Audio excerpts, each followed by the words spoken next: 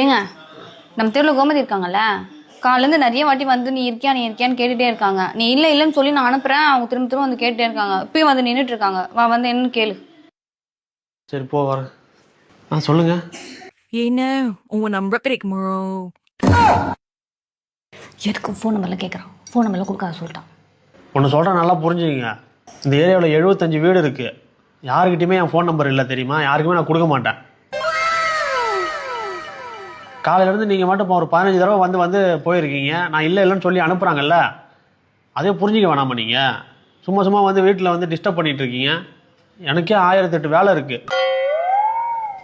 அதை முடிக்கிறதுக்கே எனக்கு 12 மணி வேலை ஆகிடும்.